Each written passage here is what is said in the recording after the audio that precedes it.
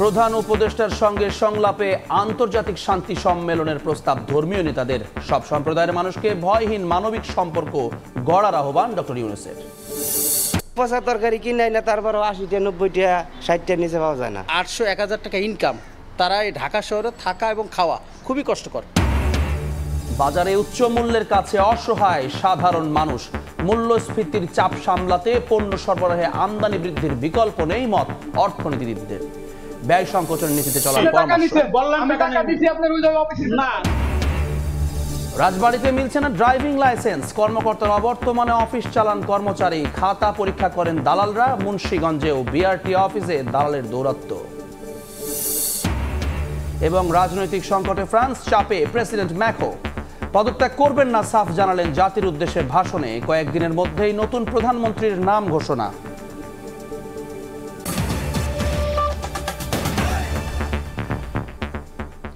সকালের সময়ের সঙ্গে আছি আমি জুম্মান সাদিক জ্যাভলিন। প্রধান উপদেষ্টার সঙ্গে সংলাপে আন্তর্জাতিক শান্তি সম্মেলনের প্রস্তাব দিলেন ধর্মীয় নেতারা। সম্প্রীতি বিনষ্টকারীদের আইনের আওতায় আনার আহ্বান জানিয়ে তারা বলেন, বাংলাদেশের সব সম্প্রদায়ের মানুষ ভালো আছে, নিজেদের মধ্যে কোনো বিভেদ নেই। ভারতের গণমাধ্যম উদ্দেশ্যপ্রণোদিতভাবে অপপ্রচার চালাচ্ছে বলেও জানান তারা।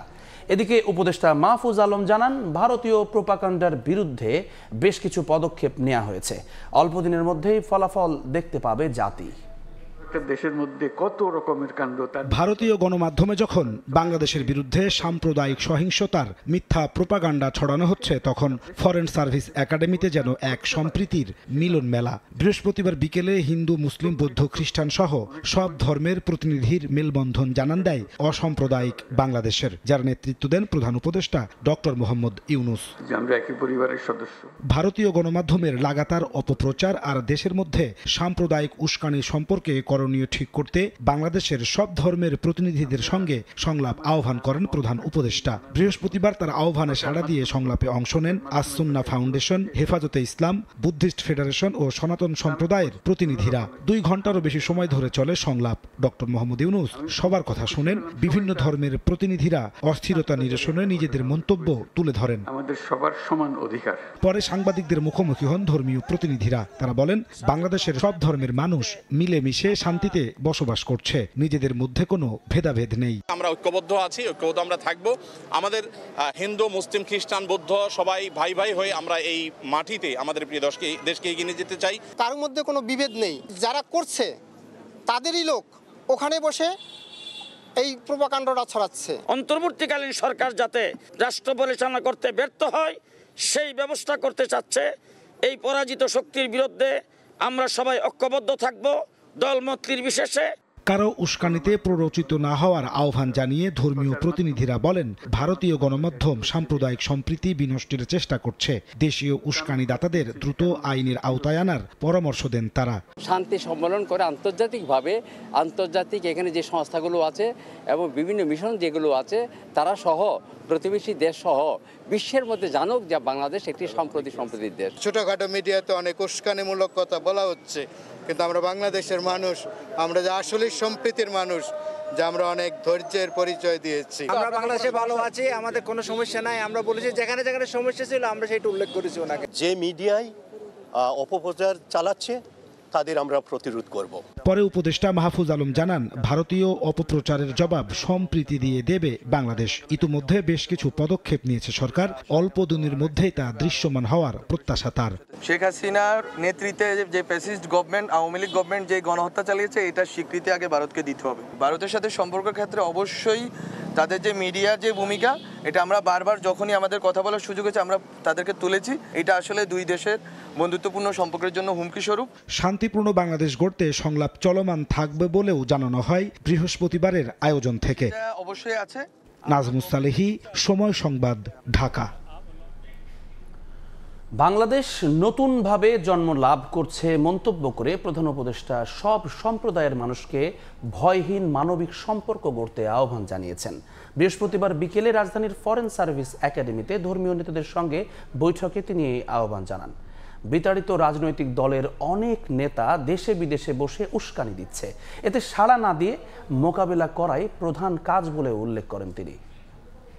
উস্কানিতে সাড়া না দেওয়া, এইটার থেকে আমরা কিভাবে বাঁচবো, এইটাই আমাদের, আমরা সব দিকে ঠিক আছে কিন্তু এই বাইরের থেকে আসতেছে, একটা ক্ষোভ সৃষ্টি করছে, আর একটা হলো যে উস্কানি সৃষ্টি করছে। উস্কানিটা এমন নিখুঁতভাবে করে বোঝা যায় না যে এটা উস্কানি। বহির্বিশ্বে আবার কেউ আছে যারা আমাদেরকে বিভিন্নভাবে উস্কানির সূত্রপাত করে, তাদের দেশের যারা সংখ্যালঘু তাদের উপরে যে হয়রানি, সেটা আমাদের মনে ক্ষোভ সৃষ্টি করে, আমাদের উস্কানির সৃষ্টি করে। এই দুটোর থেকে আমরা কিভাবে ঘটনাকে স্বীকৃতি দেব কিন্তু তার উস্কানির শিকার হবে না, এটা আমরা কিভাবে করতে পারি। আমরা নাগরিক, আমরা নির্ভয়ে নাগরিক, ভয়ের সঙ্গে নাগরিক না, একটা মানবিক সম্পর্ক যেটা ভয়মুক্ত। ঐক্য করতে গিয়ে বাকশাল করলে তা কোনো কাজে আসবে না, এমন মন্তব্য করেছেন বিএনপির স্থায়ী কমিটির সদস্য আব্দুল মঈন খান। দলটির নেতারা অভিযোগ করেন, স্বৈরাচারী শেখ হাসিনা ভারতে থাকায় উগ্রবাদীরা উৎসাহিত হচ্ছে।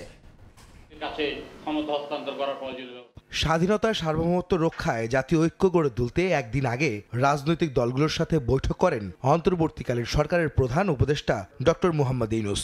বিশেষ প্রস্তাবনা হলো সেই বৈঠকে থাকা বিএনপির অন্যতম শীর্ষ নেতা ডক্টর আব্দুল মঈন খান বৃহস্পতিবার তার মতামত তুলে ধরেন এক অনুষ্ঠানে। তিনি বলেন, ঐক্যের কোনো বিকল্প নেই, তবে এতে যেন বাকশাল ফিরে না আসে। ঐক্য অবশ্য প্রয়োজনীয়, জাতি ধর্ম বর্ণ নির্বিশেষে ঐক্য প্রয়োজন, এতে কারো কোনো দ্বিমত থাকতে পারে না। কিন্তু আমি এই প্রসঙ্গে আপনাদের আরও একটু সতর্ক করে দিতে চাই। ইংরেজিতে একটি কথা আছে, ইউনিটি ইন ডাইভার্সিটি। আমি ঐক্য করতে গিয়ে যদি আবার নতুন করে বাকশাল করে ফেলি তাহলে কিন্তু সেই ঐক্যে কাজ হবে না। আমার স্ত্রী আমাকে দিয়েছে একটি শাড়ি, ইন্ডিয়ান শাড়ি আছে, এইটা আজকে আপনাদের সামনে শুনে ফেললাম। পার্শ্ববর্তী দেশ যে আমাদের এখানে উস্কানি দিতে পারে, এইটা গোটা জাতি ধরে ফেলেছে। আমাদের ঐক্য ইস্পাত কঠিন ঐক্য, এই ঐক্য কেউ ভাঙতে পারবে না। তাদের দেশের স্বাধীনতা পতাকাকে আমরা সম্মান করব, ওরা যদিও আমাদের পতাকাকে অসম্মান করেছে। এছাড়া আলাদা অনুষ্ঠানে বিএনপি চেয়ারপারসনের উপদেষ্টা জয়নুল আবদিন ফারুক বলেন, শেখ হাসিনা ভারতে থাকায় উৎসাহিত হচ্ছে উগ্রবাদীরা। বাংলাদেশের এই খোকন মুক্তের রক্তের অর্জিত স্বাধীনতা, বাংলাদেশের শেখ হাসিনা, তুমি যদি আরো 100 বার জন্মগ্রহণ করে আসো, বাংলাদেশে আর এই ষড়যন্ত্র করতে দেওয়া হবে না। দেশের ভেতরে ও বাইরে সব ষড়যন্ত্র প্রতিহত করতে নির্বাচিত সরকার প্রয়োজন দাবি করে সুষ্ঠু ভোট আয়োজনে অন্তর্বর্তী সরকারের প্রতি আহ্বান জানান বিএনপি নেতারা। আহমেদ সালেহিন, সময় সংবাদ, ঢাকা। সরকারি দেয়া হিসাবের চেয়ে বাস্তবে মূল্যস্ফীতি আরও বেশি, শ্বেতপত্র প্রণয়ন কমিটি এমন দাবি করার 3 দিন পর বাংলাদেশ পরিসংখ্যান ব্যুরো জানালো, নভেম্বরেও ধরা যায়নি পাগলা ঘোড়ার মতো ছুটে চলা মূল্যস্ফীতির লাগাম। ব্যয় বৃদ্ধির এই দৌড়ে তাই নিত্যপণ্যের বাজারে বাড়ছে সাধারণ মানুষের অসহায় আত্মসমর্পণের গল্প। ভালো তো দূরে থাক, পচা গলা সবজি কিনতেও হিমশিম খাচ্ছেন তারা। এ অবস্থায় উচ্চ প্রবৃদ্ধির স্বপ্নে বিভোর না হয়ে আগামী অর্থ বছরেও ব্যয় সংকোচন নীতিতে চলার পরামর্শ দিচ্ছেন অর্থনীতিবিদরা। জিন্নাতারা যশোয়ার রিপোর্ট। পচা তরকারি কিনাই না, তারপর 80টা 90টা 60টা নিচে পাওয়া যায় না। বালা খাবার গেলে 100-120 টাকা লাগে, কিনতে কষ্ট হয়। মহাখালীর রেল লাইনের পাশের এই বাজারগুলো যেন চড়া মূল্যস্ফীতির বড় সাক্ষী। জীবনযাপনের ব্যয় বৃদ্ধির সঙ্গে না পেরে পচা গলা সবজি নিয়েও বিক্রির অপেক্ষায় রয়েছেন বিক্রেতারা। আর যারা ক্রেতা হয়ে আসছেন এসব কিনতে, তারাও জানাচ্ছেন নিত্যদিনের ব্যয় বৃদ্ধির কাছে অসহায় আত্মসমর্পণের গল্প। এখন চলবো কেমন? আগে যে পেঁয়াজ 50 টাকা 60 টাকা পেঁয়াজ কিনতাম, 120 টাকা করে পেঁয়াজ। 800-1000 টাকা ইনকাম, তারা এই ঢাকা শহরে থাকা এবং খাওয়া খুবই কষ্টকর। চাউলের দাম নাই, কর্ম কি করে খাম, কি করে চলম। এই গল্পের কিছুটা উঠে আসছে সংখ্যা তত্ত্বেও। বিবিএস বলছে, অক্টোবরের পর নভেম্বরেও খাদ্য মূল্যস্ফীতি বেড়ে ঠেকেছে 13.80%। যদিও গেল সোমবার শ্বেতপত্র প্রণয়ন কমিটি জানিয়েছে, বাস্তবে মূল্যস্ফীতি আরও বেশি থাকে। সার্বিক মূল্যস্ফীতি 10 থেকে 11% দেখালেও প্রকৃত অর্থে তা ছিল 15 থেকে 17%। জীবনযাপনের খরচ বৃদ্ধির হিসেব নিয়ে সরকারি সংস্থার এমন কারচুপির মধ্যে মূল্যস্ফীতির লাগাম টানতে আগামী অর্থ বছরে উচ্চ প্রবৃদ্ধি নয় বরং সংকোচনমুখী যাত্রা অব্যাহত রাখার পরামর্শ দিচ্ছেন অর্থনীতিবিদরা। আমার কাছে মনে হয় না যে এই মুহূর্তে কেউ প্রবৃদ্ধি নিয়ে অত বেশি চিন্তিত। যেটা হচ্ছে আমাদের স্ট্যাবিলাইজেশনের দিকে যেতে হবে। আমাদের যেমন চাহিদা সংকোচন নীতি চলছে মূল্যস্ফীতিকে লাগাম টেনে ধরার জন্য, এটার সঙ্গে আমাদের সরবরাহ বাড়াতে হবে, সেটার বিকল্প নাই। মূল্যস্ফীতির চাপ সামাল দেওয়ার জন্য পণ্যের সরবরাহ বাড়াতে আমদানি বৃদ্ধি ছাড়া সহজ বিকল্পও নেই তাদের পরামর্শে। মূল্যস্ফীতি কমাতে হলে আমাদেরকে কিন্তু আমদানি করে সরবরাহ বাড়ানোর খুব একটা বিকল্প আমি এই মুহূর্তে দেখছি না। শুধু কি খাদ্যপণ্য কিনতে, পরিবহন, শিক্ষা, চিকিৎসা, বিনোদনের মতো খাদ্য বহির্ভূত খাতেও সাধারণ মানুষকে সামাল দিতে হচ্ছে ঊর্ধ্বমুখী মূল্যস্ফীতির চাপ। শ্বেতপত্র প্রণয়ন কমিটির প্রতিবেদন অনুযায়ী 2022 সালে করোনা এবং মূল্যস্ফীতির প্রভাবে প্রায় 27.5 লাখ মানুষ দারিদ্র্য সীমার নিচে চলে গিয়েছিলেন। এখনো যারা কোনো মতে টেনে টুনে দারিদ্র্য সীমা পার করে বসবাস করছেন কিংবা মধ্যবিত্তরা, তারা লড়াই করছেন উচ্চ মূল্যস্ফীতির সঙ্গে। বিশেষজ্ঞরা বলছেন মূল্যস্ফীতি কমে যাওয়ার সুখবর আসবে না রাতারাতি, তবে জনগণকে স্বস্তি দিতে পদক্ষেপ নিতে হবে অতি দ্রুত। চিনাতারা যশোয়া, সময় সংবাদ, ঢাকা। চামড়া শিল্পের বর্জ্য থেকে উৎপাদন সম্ভব টাইলস থেকে শুরু করে বন্ডেড লেদার। বছরে যা থেকে আয় করা সম্ভব 400 থেকে 500 কোটি টাকা। পাশাপাশি ট্যানারির বর্জ্য অপসারণ প্রকৃতি বান্ধব হলে বাড়বে পণ্যমূল্য। অর্থনীতিবিদরা বলছেন এর মাধ্যমে শুধু নদী দূষণ কমবে এমনটা নয়, ঘুরে দাঁড়াবে চামড়া শিল্প। ধ্রুব ব্যানার্জির 3 পর্বের ধারাবাহিক প্রতিবেদনের তৃতীয় ও শেষ পর্ব আজ। ক্যামেরায় ছিলেন মোহাম্মদ নিজাম ও শেখ নাহিদ।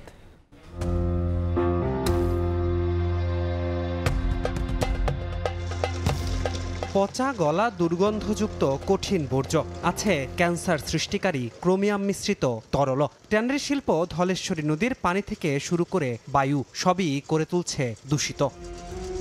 অনেকেরই ধারণা পরিবেশগত দিক ছাড় দিলেও এগিয়ে যাচ্ছে চামড়া শিল্প। বাস্তবতা এমনটা নয়। উন্নত দেশগুলোতে চামড়া ও চামড়াজাত পণ্য রফতানিতে প্রয়োজন হয় লেদার ওয়ার্কিং গ্রুপ সনদ। এ সনদ পেতে মোট 1710 নম্বরের মূল্যায়নে 300 নম্বরই থাকে বর্জ্য ব্যবস্থাপনা সংক্রান্ত। দেশে 2 শতাধিক কারখানার মধ্যে এ সনদ রয়েছে মাত্র 7টির, যার মাঝে সাভারের বিসিক শিল্পনগরীতে রয়েছে মাত্র 1টি। ফলে ট্যানারি শিল্প হাজারিবাগ থেকে স্থানান্তরের পরও ঘুরে দাঁড়াতে পারেনি চামড়া শিল্প। মাত্র 2 অর্থবছর ছাড়া কোনো বছরই পূরণ হয়নি লক্ষ্যমাত্রা। সঙ্গে রয়েছে পরিবেশ দূষণ। এই উভয় সংকটের সমাধান মিলবে কিসে? বিশেষজ্ঞদের মত, তরল বর্জ্যের ক্ষেত্রে একটু সচেতন হলেই নদী এবং পরিবেশের জন্য মারাত্মক ক্রোমিয়াম বর্জ্য থেকে আলাদা করে আবারও ব্যবহার সম্ভব। ওয়াটার পলিউশনটাকে প্রিভেন্ট করার জন্য সেখানে কস্ট ইফেক্টিভ না হলে এটাকে রিজেনারেট করা দরকার। অ্যাজ ওয়েল এজ ফাইনালি এটাকে পিউরিফাই করে এগেইন ট্রেনিংয়ে এটাকে ইউজ করা যেতে পারে। এবার আসি কঠিন বর্জ্যের কথায়। চারিদিকে কঠিন বর্জ্যের ভাগাড়, আছে দুর্গন্ধ। প্রতি বছর হিসাব মতে এখানে প্রায় 90,000 মেট্রিক টন চামড়ার কঠিন বর্জ্য জমা হয়। এগুলো দিনের পর দিন এখানে পচে গলে পরিবেশকে করে তোলে দূষিত। দূষণের এই মহোৎসবের মাঝেও সংশ্লিষ্টরা বলছেন কঠিন বর্জ্য ব্যবস্থাপনায় আধুনিক অবকাঠামো গড়তে পারলে প্রায় 95% বর্জ্য দিয়েই টাইলস থেকে শুরু করে বন্ডেড লেদার সহ বিভিন্ন উপাদান তৈরি করা সম্ভব হবে, যা থেকে প্রতি বছর 400 থেকে 500 কোটি টাকা বাড়তি আয় সম্ভব। শেভিং ডাস্ট দিয়ে আমরা বন্ডেড লেদার করতে পারি, লেদার বোর্ড করতে পারি। তারপরে হচ্ছে আমরা যেটা র হাইটস থেকে জিলাটিন করতে পারি, তারপরে এটাতে ক্যাপসুলের কাভার করতে পারি। এগুলো প্রজেক্ট যখন হয়ে যাবে তখন অটোমেটিক্যালি আমার ডাম্পিং ইয়ার্ডের লোডটা কমে যাবে। অর্থনীতিবিদদের মত, পরিবেশ বান্ধব আধুনিক বর্জ্য ব্যবস্থাপনায় শুধু নদী দূষণই কমবে এমনটাই নয়, LWG সনদ পেলে বহির্বিশ্বে বাড়বে দেশের চামড়ার কদরও। প্রায় শতভাগ আসলে মূল্য সংযোজনের সুযোগ রয়েছে। উচ্চ মূল্যের পণ্য আমরা রপ্তানি করতে পারি যদি আমরা এই দেশের ভিতরে যে এনভায়রনমেন্টাল কমপ্লায়েন্স সেটাকে ঠিক রাখতে পারি। আমরা শিল্পনগর তৈরি করলাম চামড়ার জন্য, এই পরিবেশগত যে কমপ্লায়েন্সের ইস্যুগুলো কি সেটা যদি অ্যাড্রেসই করতে না পারি তাহলে লাভটা কি? এবছর চামড়া শিল্পনগরীর 6টি প্রতিষ্ঠানকে নিজস্বভাবে ইটিপি তৈরির অনুমতি দেওয়া হয়েছে। পরিবেশের স্বার্থে ব্যাপারটিকে ইতিবাচক হিসেবে দেখছেন পরিবেশবিদরা। ধ্রুব ব্যানার্জি, সময় সংবাদ, ঢাকা। 2 বছরেরও বেশি সময় ধরে সহকারী পরিচালক ছাড়াই চলছে রাজবাড়ী বিআরটিএ কার্যালয়ে। অতিরিক্ত দায়িত্ব পালন করা কর্মকর্তা ঠিকমতো সময় দেন না বিআরটিএতে। এমন পরিস্থিতিতে একদিকে বেড়েছে দালালের দৌরাত্ম্য, তেমনি ভোগান্তি বেড়েছে সেবা গ্রহীতাদের। অভিযোগ আছে ওই অফিসের কিছু অসাধু কর্মচারীর যোগসাজশে চলছে ৯/৬ কর্মকাণ্ড। আশিকুর রহমানের রিপোর্ট।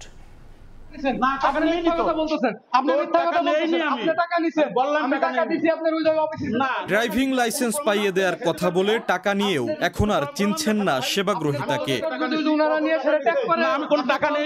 ঘুষ দিয়েও ড্রাইভিং লাইসেন্স না পেয়ে বিআরটিএ কর্মচারীর সঙ্গে বাকবিতণ্ডার এই দৃশ্য রাজবাড়ীর। সদুত্তর দিতে না পারায় তোপের মুখে মোটরসাইকেল নিয়ে দ্রুত সটকে পড়েন অভিযুক্ত ওই কর্মচারী।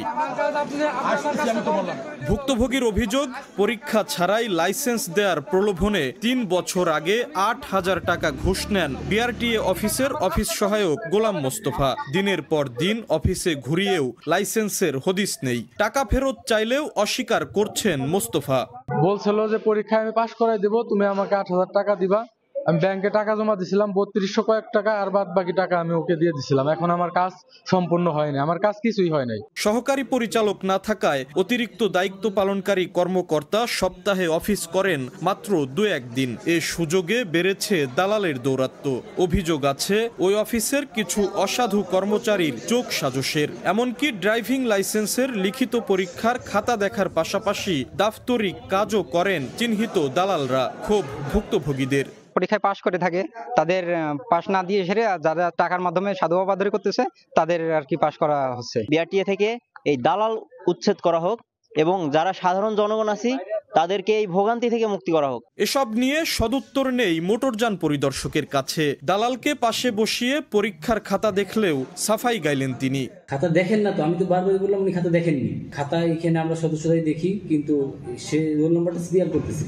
সমস্যা সমাধানের গতানুগতিক আশ্বাস জেলা ড্রাইভিং দক্ষতা যাচাই কমিটির সভাপতির। রাজবাড়ী বিআরটিএতে আমাদের সর্বোচ্চ প্রচেষ্টা হচ্ছে এটাকে দালাল মুক্ত করা এবং দুর্নীতি মুক্ত করা। আমরা সেজন্যই কাজ করে যাচ্ছি। প্রতি মাসে অনলাইনে ৫০০-র বেশি নতুন ড্রাইভিং লাইসেন্স ও ৩৫০ নবায়নের আবেদন রাজবাড়ীতে জমা হয় বলে জানিয়েছে কর্তৃপক্ষ। আশিকুর রহমান, সময় সংবাদ, রাজবাড়ী। শতভাগী ই সার্ভিস চালুর পরও মুন্সিগঞ্জের বিআরটিএ অফিসে দালালের দৌরাত্ম্য, আর অন্যদিকে নিয়ম নীতির তোয়াক্কা না করে সড়কগুলোতে লাইসেন্সবিহীন চালক আর রেজিস্ট্রেশনবিহীন যানের দাপট। এতে প্রায়ই ঘটছে ছোট বড় দুর্ঘটনা।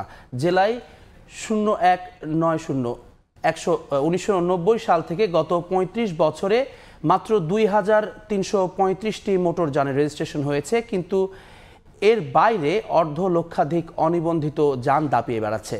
রয়েছে ড্রাইভিং লাইসেন্স প্রাপ্তির ক্ষেত্রেও দীর্ঘসূত্রিতার অভিযোগ। আবু সাইদের ছবিতে নাসির উদ্দিন উজ্জ্বলের রিপোর্ট। নিয়মনীতির তোয়াক্কা না করে ফ্রি স্টাইলে চলছে যানবাহন। লাইসেন্সবিহীন চালক আর রেজিস্ট্রেশনবিহীন এমনকি ফিটনেসবিহীন যান চলছে দেদারসে। এমন চিত্র মুন্সিগঞ্জের আঞ্চলিক সড়ক ও মহাসড়কে। এসব বিষয়ে বিআরটিএর নেই কঠোর কোনো পদক্ষেপ। নভেম্বর মাসে তারা মাত্র 3টি অভিযানে 10টি মামলা করে ৯,৫০০ টাকা জরিমানা আদায় করেছে। বিআরটিএ অফিসে চালকের লাইসেন্স প্রাপ্তিতেও রয়েছে বিড়ম্বনা।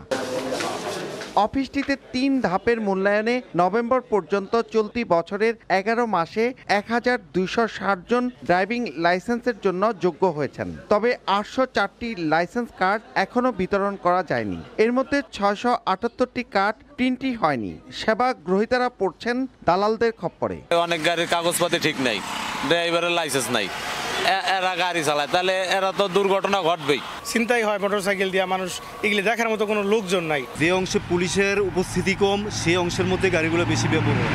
কাজকর্ম করতে গেলে অনেকের দালালের হাত ধরে যেতে হয়, তো আমরা দালাল হাত ধরবো কেন? তো সেই দালাল মুক্ত করার জন্য কর্মকর্তা যারা আছে তাদের কাছে বিশেষভাবে অনুরোধ, আপনারা দালালদেরকে ধরে ধরে আইনত ব্যবস্থা করেন যেন আমরা গিয়ে সুস্থ সুন্দরভাবে কাজটা করতে পারি। অভিযোগ অস্বীকার করে বিআরটিএ কর্মকর্তা বলেন, এখন সবকিছুই ঘরে বসে অনলাইনে করা সম্ভব। লোকজন না বুঝেই দালালে খপ্পরে পড়ছেন। গ্রাহককে বুঝতে হবে যে দালাল পরিহার করা, কারণ এখন যে অনলাইন বেস সার্ভিস, এতে কিন্তু অন্য কারো ইন্টারপ্রেট করার কোনো সুযোগ নাই। মিষ্টি কথা ভুলে গিয়ে সে গ্রাহকের ফাঁদে পা দেয়। কিন্তু সে যদি একটু সচেতন হয় তাহলে আমার মনে হয় না যে দালালের প্রয়োজন, দালাল সুযোগই থাকবে না দালালি করার। বিআরটি এর তথ্য মতে জেলায় 1550টি মোটর সাইকেলের নিবন্ধন রয়েছে, কিন্তু বাস্তবে এর সংখ্যা অর্ধ লক্ষাধিক। 1990 সাল থেকে এ পর্যন্ত প্রায় 35 বছরে 2375টি মোটরযানের রেজিস্ট্রেশন রয়েছে। এর বাইরে অনিবন্ধিত অনেক মোটরযানই দাপিয়ে বেড়াচ্ছে সড়কগুলোতে। মুন্সিগঞ্জের মোক্তারপুর থেকে নাসিরউদ্দিন উজ্জ্বল, সময় সংবাদ। প্রকল্পের মেয়াদ শেষ হয়েছে 2.5 বছর আগে, এরপরও শেষ হয়নি ফরিদপুরের সদরপুরের ভুবনেশ্বর নদীর উপর নির্মাণাধীন সেতুর কাজ। এতে নদী পার হতে ভোগান্তি পোহাতে হচ্ছে অন্তত 15টি গ্রামের বাসিন্দাদের। শিগগিরই নির্মাণ কাজ শুরুর আশ্বাস কর্তৃপক্ষের। শিকদার সজলের রিপোর্ট। নদীর উপর নির্মাণাধীন সেতুর অবকাঠামো, পিলারের উপর খোলা রডগুলোতেও মরিচা ধরেছে। ফরিদপুরের সদর উপজেলার দড়ি কৃষ্ণপুর এলাকায় ভুবনেশ্বর নদীর ওপর 69 মিটার দীর্ঘ সেতুর নির্মাণ কাজ শুরু হয় 2020 সালের নভেম্বরে। 2 বছরে এর কাজ শেষ হওয়ার কথা থাকলেও এখনো হয়নি। এতে নদী পারাপারে বিকল্প সড়কে কয়েক কিলোমিটার ঘুরে যাতায়াত করতে হচ্ছে স্থানীয়দের। এতে ভোগান্তি পোহাতে হচ্ছে অন্তত 15 গ্রামের বাসিন্দাদের। ফসল টসল আছে সম্পূর্ণটা আপনার এই 6 কিলো রাস্তা ঘুরে আপনার এই জায়গায় নিয়ে আসতে হয়। আসে লোকজন কাজ নিয়ে আসে, এক কন্ট্রাক্টর আসে, বাঁশ নিয়ে আসে, গাছ নিয়ে আসে, রড নিয়ে আসে, সেই রডগুলো আবার ফেরত নিয়ে যাইতে হয়। মাঝে মাঝে সাঁকোটা থাকে, আবার এক সময় থাকে না, ভেঙে যায় বন্যার সময়। তখন বাচ্চারা ঠিকভাবে স্কুল আসতে পারে না, আবার বড় সাঁকো থাকে যার কারণে বাচ্চারা স্কুলে আসতে পারে না। নদী পার হয়, অনেক লোক পড়েও যায়, অনেক লোক বাচ্চা মারা যায়, বৃদ্ধ লোক যাইতে পারে না। তবে শিগগিরই নির্মাণ কাজ শুরুর আশ্বাস কর্তৃপক্ষের। কাজ বাস্তবায়নের প্রক্রিয়া চলমান রয়েছে। ইভ্যালুয়েশন শেষ হলে এবং প্রকল্প পরিচালক মহোদয় কর্তৃক অনুমোদিত হলে আগামী 1-2 মাসের মধ্যে আমরা রিমেনিং পার্টের কাজটা শুরু করতে পারবো বলে আমি প্রত্যাশা করছি। এলজিইডির তথ্য অনুযায়ী সেতুটি নির্মাণে ব্যয় ধরা হয়েছে 4,63,0242 টাকা। সময় সংবাদ, ফরিদপুর। মানিকগঞ্জের ঢাকা আরিচা মহাসড়ক এখন 3 চাকার যানবাহনের দখলে। সংশ্লিষ্টরা বলছেন এসব যানের কারণে মহাসড়কটিতে প্রায়ই ঘটছে দুর্ঘটনা। এ বিষয়ে দ্রুত কার্যকর ব্যবস্থা নেয়ার দাবি এলাকাবাসীর। আর পুলিশের দাবি 3 চাকার যান চলাচল বন্ধে নিয়মিত অভিযান চালানো হচ্ছে। মোহাম্মদ ইউসুফ আলীর পাঠানো তথ্য ও রমজান আলীর ছবিতে রিপোর্ট।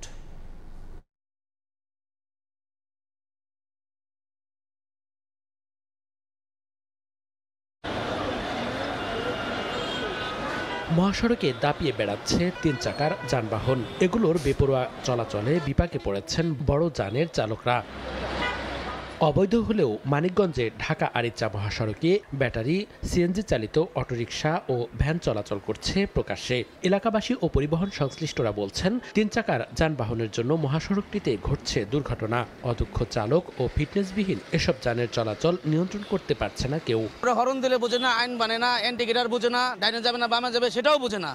যখন আমরা জরা রোড থেকে বেরোই ওরা শুধু দাঁড়িয়ে থাকি। ওদের কোনো ট্রেনিং নাই, ওরা গাড়ি কিনে রাস্তায় নামে নামেই একটা বাসের সামনে যায় ব্রেক হয় না, গাড়ি অ্যাক্সিডেন্ট হয়। ছোট সিএনজি অটো যেগুলো আছে এদের কারণে আমাদের খুব সমস্যা হচ্ছে। এই সব গাড়িগুলো বন্ধ করে দিলে মেন রোডের থেকে, তাহলে আমরা হচ্ছে গিয়ে এই রোডে নিরাপদভাবে চলাচল করতে পারবো।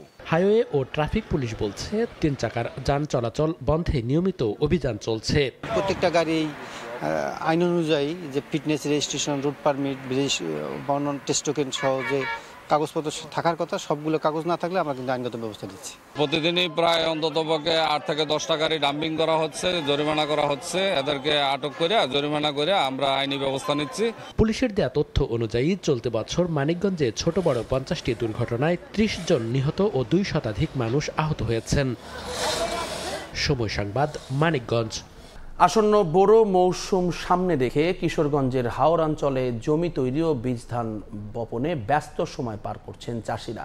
তবে বাজারে বিএডিসির ধান বীজের তীব্র সংকট থাকায় বেসরকারি প্রতিষ্ঠান থেকে বাড়তি দামে কিনতে হচ্ছে। এছাড়া সার, কীটনাশক সহ অন্যান্য কৃষি উপকরণের দামও চড়া থাকায় মৌসুম শেষে ন্যায্য মূল্যে ধান বিক্রি না হলে লোকসানের মুখে পড়ার আশঙ্কায় চাষিরা। তবে কৃষকদের পাশে থেকে সব ধরনের সহযোগিতার আশ্বাস কৃষি বিভাগের। নূর মোহাম্মদের তথ্য ও শরীফুল ইসলামের ছবি নিয়ে রিপোর্ট। সার ও সেচ দেওয়ার মাধ্যমে বীজ ধান বপনের জন্য তৈরি করা হচ্ছে জমি। আসন্ন বোরো মৌসুম সামনে রেখে কিশোরগঞ্জের হাওর অঞ্চলে মাঠের পর মাঠে দিনব্যাপী চলছে এই কর্মযজ্ঞ। কৃষকরা জানান, বাজারে বিএডিসির ধান বীজের সংকট আছে, এতে বেসরকারি প্রতিষ্ঠান থেকে কিনতে হচ্ছে বীজ। অপরদিকে ডিজেল, সার, কীটনাশক সহ অন্যান্য কৃষি উপকরণের দামও চড়া, এতে অনেকটা হিমশিম অবস্থা। বাজারে ধানের ন্যায্য মূল্য না পেলে লোকসানের মুখে পড়ার আশঙ্কায় তারা। ৮০,০০০ টাকা খরচ হবে কানিকেত করতে, মূল্য টাকা পুষায় না। ধানের দরটা বাড়াই লাগবো, এই যে দর আছে এই দরে আমরা কোনো করতে পারি না। এই ধানগুলা যাতে অতি সহজে সরকারি বিআরডিসিতে হচ্ছে, বিআরডিসিতে যাতে আমরা কম টাকায় কিনতে পারি। কৃষকদের প্রয়োজনীয় বীজ ধান সরবরাহের সক্ষমতা বিএডিসির নেই বলছে খোদ কৃষি বিভাগ। তবে জানিয়েছে কৃষি বিভাগের পক্ষ থেকে বিনামূল্যে বীজ, সার ও সেচ ব্যবস্থাপনা নিশ্চিত সহ কৃষকদের দেয়া হচ্ছে সব ধরনের সহযোগিতা। সার ম্যানেজমেন্টে গুরুত্বপূর্ণ ভূমিকা পালন করতেছে এবং কোথাও যাতে সারের কোনো সমস্যা না হয়, যেন উচ্চ মূল্যে কোথাও সার বিক্রি না হয়, সে ব্যাপারে আমরা আমাদের পদক্ষেপ গ্রহণ করেছি এবং অব্যাহত আছে। কিশোরগঞ্জের ইটনা, মিঠামইন ও অষ্টগ্রামের হাওড়ে সবচেয়ে বেশি বোরো ধানের আবাদ হয়। চলতি বছর ১,৬৮,১০০ হেক্টর জমিতে ধান আবাদের লক্ষ্যমাত্রা নির্ধারণ করা হয়েছে, যা থেকে উৎপাদন হবে প্রায় ৮ লাখ মেট্রিক টন চাল। সময় সংবাদ, কিশোরগঞ্জ। এদিকে আমন ধান কাটা মাড়াই চলছে, কৃষকরা ধান নিয়ে হাটে তুলছেন। হাটে বেড়েছে ধানের সরবরাহ। মৌসুমের শুরুতেই মোটা ধান প্রতিমন ১২২০ থেকে ১৩০০ টাকায় বেচাকেনা হচ্ছে। এ বিষয়ে বিস্তারিত জানাতে দিনাজপুর সদরের গোপালগঞ্জ হাটে আছেন সহকর্মী গোলাম নবী দুলাল। সরাসরি চলে যাচ্ছি তার কাছে। দুলাল, এই অঞ্চলে কিন্তু আমন ধান কাটা মাড়াই চলছে এবং কনকনে শীত অপেক্ষা করে কৃষকরা কিন্তু তাদের ধান বিভিন্ন যানবাহনে করে হাটে নিয়ে আসছে। আমি গোপালগঞ্জ হাটে রয়েছে। আজকে ধানের আমদানি কিন্তু অনেক বেশি, বিশেষ করে মোটা ধানের দাম কৃষকরা পেলে চিকন ধানের দাম কিন্তু এখানে তেমন পাচ্ছেন না বলে তারা অভিযোগ করেছেন। আপনাকে জানিয়ে রেখে আজকে যে হাটে বিয়ার ১১ ১৩০০ টাকা মন বিক্রি হচ্ছে, স্বর্ণা ৫ প্রতি মন ১৪০০ টাকা এবং জিরা কাটারি এবং ফিলিপাইন কাটারি ২০০০ থেকে ২২০০ টাকা এখানে বিক্রি হচ্ছে। তবে কৃষকরা যেটা বলছেন যে মৌসুমের শুরুতে আজকের হাটের যে দাম, গত হাটে কিন্তু কিছুটা কম ছিল। তবে দিনাজপুরে এবার মোটা ধানের দাম পেল কৃষক, যেহেতু চিকন ধানের তারা দাম পাচ্ছেন না। এবার চিকন ধানের উৎপাদন কিন্তু অনেক বেশি হয়েছে এবং কৃষকরা যেটা বলছেন যে উৎপাদন খরচ তাদের বরাবরই যেটা বলেন যে সার কীটনাশকের বিষয়গুলো তাদের প্রতিবারই তারা কিন্তু বেশি দাম দিয়ে কেনেন এবং আজকের বাজারে যেটা গ্রাহক যারা এসছেন এবং যারা ক্রেতা, এই ক্রেতারা আপনার বিভিন্ন কর্পোরেট হাউস থেকে কিন্তু আজকে ধান কিনতে এখানে এসেছেন এবং ধানের দাম মোটামুটি ভালো হওয়ায় তারা কিন্তু সন্তুষ্টি প্রকাশ করেছেন। তবে দিনাজপুর জেলায় এবার ধান চাল সংগ্রহ অভিযানে যেটা লক্ষ্যমাত্রা দেওয়া হয়েছে, বিশেষ করে ধান ১৭,৭৯১ মেট্রিক টন। আমরা যেটা জেনেছি এখন পর্যন্ত ধান সংগ্রহ সেভাবে না হলেও চালের সংগ্রহ অনেক বেশি দেখা পেয়েছে। তবে এবার দিনাজপুরে যে ধান উৎপাদন হয়েছে অনেক ভালো। এবার ২,৬০,০০০ হেক্টর জমিতে এবার আমন উৎপাদন হয়েছে এবং এর লক্ষ্যমাত্রা এবার ১২ লক্ষ মেট্রিক টন ধান আকারে। তো আমার কাছ থেকে গোপালগঞ্জ হাটে ধান কেনা বেচার সর্বশেষ এই ছিল। দিনাজপুরের হাটে ধান বেচাকেনার খবর জানাচ্ছিলেন সহকর্মী গোলাম নবী দুলাল। রাজবাড়ীতে রোপণের ৩ সপ্তাহ পেরিয়ে গেলেও বিএডিসির বাড়ি ৪ জাতের পেঁয়াজ বীজে গজায়নি কোনো চারা। এতে ক্ষতির মুখে পড়েছেন জেলার ৫ উপজেলার অন্তত ৪,০০০ কৃষক। চারা না গজানোর বিষয়টি তদন্ত করে সত্যতাও পেয়েছে কৃষি বিভাগ। জানিয়েছে কৃষকদের ক্ষতিপূরণ দেওয়ার জন্য ঊর্ধ্বতন কর্তৃপক্ষের কাছে সুপারিশ করা হয়েছে। আশিকুর রহমানের রিপোর্ট। রাজবাড়ী সদরের পারশাইলকাঠি এলাকায় ২৫% জমিতে পেঁয়াজের বীজ বুনেছিলেন কৃষক মাজেদ মোল্লা। এর মধ্যে ২০% জমিতে বাজার থেকে কেনা আর ৫% কৃষি সম্প্রসারণ অধিদপ্তরের বিএডিসির বাড়ি ৪ জাতের বীজ। বপনের পর এরই মধ্যে পেরিয়েছে ৩ সপ্তাহ। তবে বাজার থেকে কেনা বীজে চারা গজালেও প্রণোদনায় পাওয়া বীজে গজায়নি চারা। সেই বীজ একটাও জ্বালায় নাই এবং পাশে যেই সুপার কিং আমি বাজার থেকে কিনে এনে চারা দিয়েছি ওটা খুব ভালো জ্বালাইছে।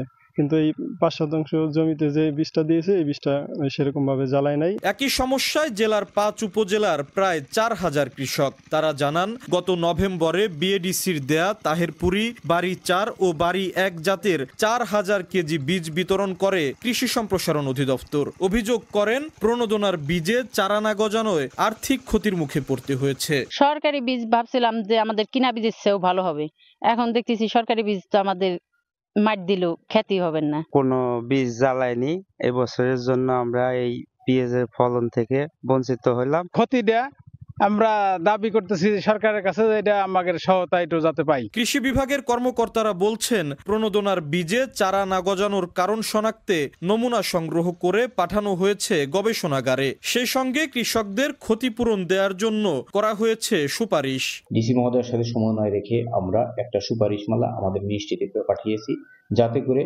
যা ক্ষতিগ্রস্ত কৃষকগণ তারা আবার পুনরায় পিএস বীজ দ্বারাই পুনর্বাসিত হতে পারে। আশা করি যে আমরা এই অতি তাড়াতাড়ি আমরা একটা রেজাল্ট পাবো এবং এ ব্যাপারে কৃষকের পাশে আমরা থাকতে পারি। জেলায় বিএডিসির 2500 কেজি তাহেরপুরি, 1100 কেজি বাড়ি 4 এবং 400 কেজি বাড়ি 1 জাতের পেঁয়াজের বীজ 4000 কৃষকের মাঝে বিতরণ করে অধিদপ্তর। এতে সরকারের খরচ হয় 1,08,00,000 টাকা। আশিকুর রহমান, সময় সংবাদ, রাজবাড়ী। দেখছেন সকালের সময়। বিরোধীদের চাপে পদত্যাগ করবেন না বলে সাফ জানিয়ে দিয়েছেন ফ্রান্সের প্রেসিডেন্ট ইমানুয়েল ম্যাক্রন। প্রেসিডেন্টের মেয়াদ পূর্ণ না হওয়া পর্যন্ত তার স্থানে তিনি বহাল থাকবেন। জাতির উদ্দেশ্যে দেওয়া ভাষণে তিনি আরও বলেছেন কয়েকদিনের মধ্যেই নতুন প্রধানমন্ত্রীর নাম ঘোষণা করবেন। এরই মধ্যে ফ্রান্সের গণমাধ্যমে উঠে এসেছে বেশ কয়েকজন ব্যক্তির নাম যারা থাকতে পারেন সম্ভাব্য প্রধানমন্ত্রীর তালিকায়। এ তালিকায় রয়েছে প্রেসিডেন্টের ঘনিষ্ঠ কয়েকজনের নাম। বেশ কিছুদিন ধরে রাজনৈতিক জটিলতায় ভুগছে ইউরোপের দেশ ফ্রান্স। বিরোধী দলীয় আইন প্রণেতারা বার্নিয়ের সরকারের বিরুদ্ধে অনাস্থা প্রস্তাব তোলায় প্রধানমন্ত্রীর পদত্যাগের পর প্রেসিডেন্ট ইমানুয়েল ম্যাক্রনকেও পদত্যাগের জন্য চাপ দিচ্ছে বিরোধীরা। যোগ্য প্রার্থীর সন্ধান করছে দেশটির প্রেসিডেন্ট। তবে স্থানীয় সময় বৃহস্পতিবার জাতির উদ্দেশ্যে দেয়া ভাষণে তিনি জানান বিরোধী বামপন্থী দলগুলোর চাপে পদত্যাগ করবেন না তিনি। প্রেসিডেন্টের মেয়াদ পূর্ণ না হওয়া পর্যন্ত তার স্থানে তিনি বহাল থাকবেন। বলেন খুব শিগগিরই ঘোষণা করবেন প্রধানমন্ত্রীর নাম। এরই মধ্যে ফ্রান্সের গণমাধ্যমে উঠে এসেছে বেশ কয়েকজন কর্তা ব্যক্তির নাম যারা থাকতে পারেন সম্ভাব্য প্রধানমন্ত্রীর তালিকায়। তালিকার শুরুতেই যার নাম আসে তিনি হলেন 38 বছর বয়সী সেবাস্তিয়ান লেকর্নু। তিনি বার্নিয়ের সরকারের প্রতিরক্ষা মন্ত্রী হিসেবে নিযুক্ত ছিলেন। রাশিয়া ইউক্রেন যুদ্ধে অস্ত্র সরবরাহের জন্য বিশেষ ভূমিকা রেখেছেন লেকর্নু। তবে সম্প্রতি ম্যাক্রোর প্রতিপক্ষের সঙ্গে গোপন বৈঠকের গুঞ্জনও শোনা গেছে বলে দাবি করেছে দেশটির গণমাধ্যমগুলো। তবে এই অভিযোগ পুরোপুরি অস্বীকার করেছেন তিনি। এরপরেই আছেন 73 বছর বয়সী ফ্রাঁসোয়া বাইরু। দেশটির রাজনৈতিক মহলে বেশ আলোচিত নাম তার। ছিলেন বিচারমন্ত্রী হিসেবেও। 2015 সালে প্যারিস হামলার সময় ফরাসি সরকারের স্বরাষ্ট্রমন্ত্রী ছিলেন 61 বছর বয়সী বার্নার্ড কাজেনেভ। তার প্রার্থিতা ম্যাক্রোর জন্য সোশ্যালিস্ট আইন প্রণেতাদের কাছে একটি বার্তা হতে পারে যাতে তারা জোট থেকে বেরিয়ে আসতে পারে, কারণ দীর্ঘদিন তিনি সোশ্যালিস্ট পার্টির সদস্য ছিলেন।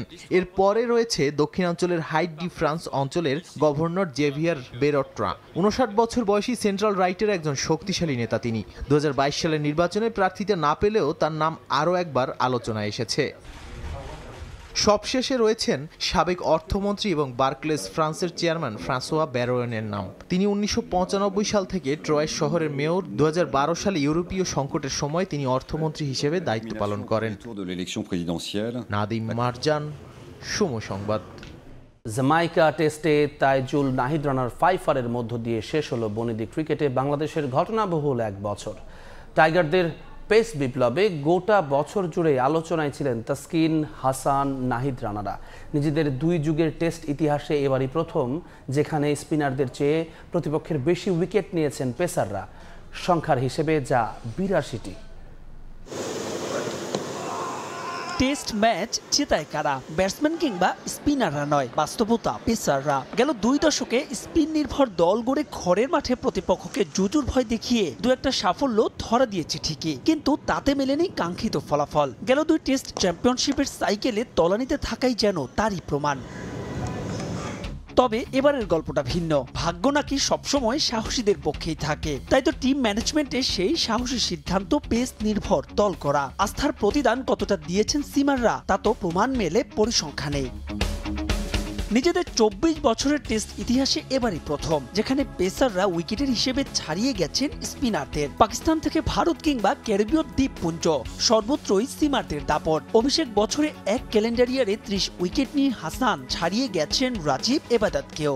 গেম কিন্তু বোলাররা জিতায়, সো আমাদের স্পিন কম্বিনেশন ভালো, সাথে পেস কম্বিনেশন এখন ভালো, সো আমাদেরকে চিন্তাভাবনাগুলো চেঞ্জ করতে হবে, প্যাটার্নগুলোও চেঞ্জ করতে হবে। তবে এদের মধ্যে একজন ঠিকই ব্যতিক্রম, নতুন tiger pace sensation Nahid Rana. ভাবা যায় একজন বাংলাদেশি নিয়মিত বল করেন 150 গতিতে, তবে বয়স আর ভবিষ্যতের ভাবনায় ইনজুরি এড়াতে নাহিদকে আরো যত্ন নেওয়ার পরামর্শ এই কোচের। ইউ ডোন্ট থিঙ্ক যে এটা একটা bowler, he is a good asset for us.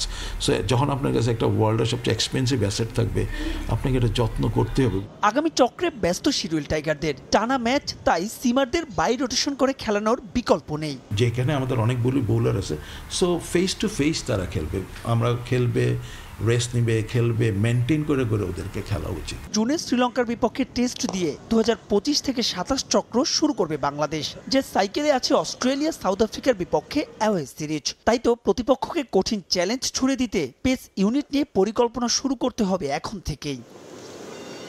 মাহবুব রিমন, সময় সংবাদ, ঢাকা।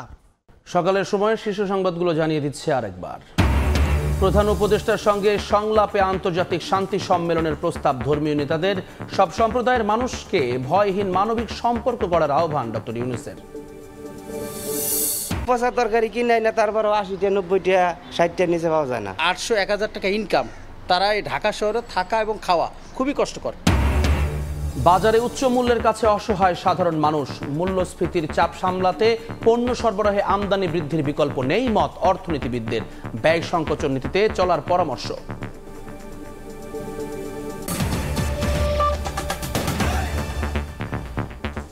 এই ছিল সকালের সময়, সঙ্গে থাকুন সময়ের।